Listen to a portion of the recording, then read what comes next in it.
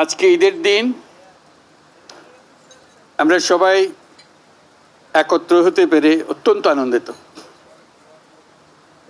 আমার অবস্থা এমন, কারোর সঙ্গে দেখা করা আমার বড় কঠিন বিষয়। কাজে আজকে একসঙ্গে এতজনের সঙ্গে দেখা করার সৌভাগ্য পেয়ে আমি অত্যন্ত কৃতজ্ঞ।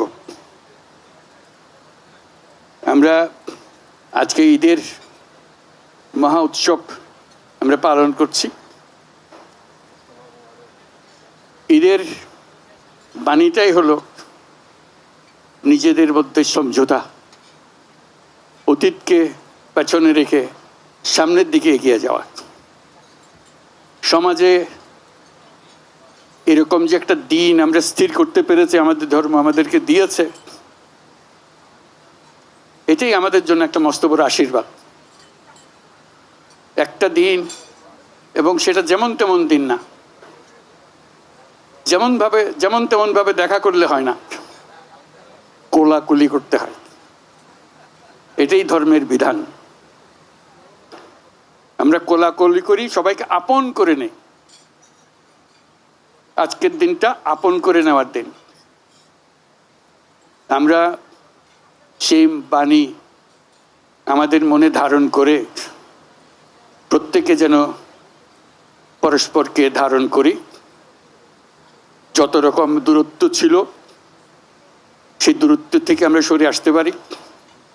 এটি সমাজের মঙ্গল, যে কোনো সমাজের মঙ্গল।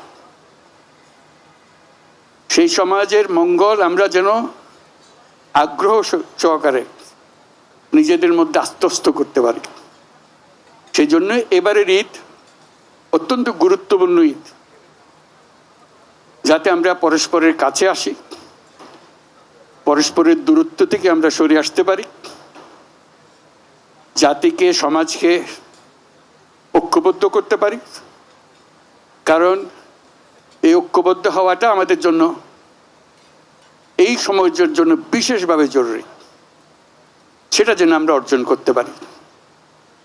আজকের এই মিলন মেলায় আমরা সেই বাণী আত্মস্থ করে সামনের পথে অগ্রসর হব। আমরা পরস্পরের প্রতি সহনশীল হব। শুধু সহনশীল নয়, তার চাইতে বেশি আমরা পরস্পরের সাথে বন্ধুত্বপূর্ণ সম্পর্ক স্থাপন করব। এর মাধ্যমেই সমাজে শান্তি আসে। বাংলাদেশে শান্তি অত্যন্ত জরুরি।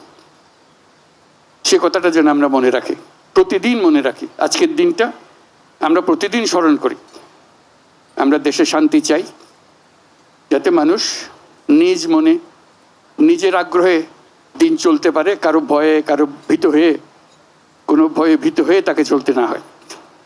আমরা সবাই সবার মঙ্গল কামনা করি। জাতির জন্য শান্তি চাই এবং পৃথিবীর জন্য শান্তি চাই। আমরা সারা পৃথিবীর জন্য আমরা শান্তি চাই। Your Excellencies, I'm just emphasizing that this is a day for unifying the nation, unifying the people, so we can overcome all our distances, all our differences, and build up unity among us. And the nation needs that unity, particularly this time that we are passing through our history. It's very important. So I hope you will help us to build this unity and move forward. Bangladesh deserves more. Bangladesh has a future which has not been explored. We want to explore that.